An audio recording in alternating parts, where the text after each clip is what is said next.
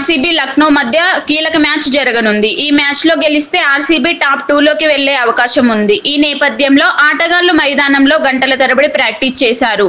ఇదిలా ఉండగా విరాట్ కోహ్లీ మైదానంలో ప్రాక్టీస్ చేస్తుండగా Lucknow super giants mentor Zaheer Khan కోహ్లీని కలవడం ఇప్పుడు హాట్ టాపిక్ గా మారింది. ఇందుకు సంబంధించిన వివరాల్లోకి వెళితే జహీర్ ఖాన్ కోహ్లీ మాట్లాడుతున్న సమయంలో జహీర్ ఖాన్ తన మొబైల్ తీసి కోహ్లీకి ఏదో చూపించారు.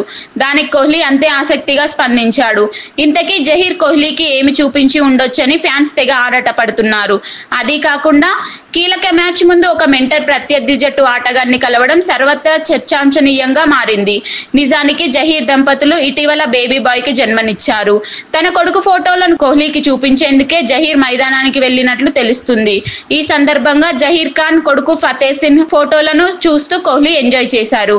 బాబు కళ్ళు జహీర్ లానే ఉన్నాయని అన్నాడు. దీనికి సంబంధించిన వీడియో సోషల్ మీడియాలో ట్రెండ్ అవుతుంది. ఫ్యాన్స్ కూడా ఈ వీడియోపై ఆసక్తిగా స్పందిస్తున్నారు.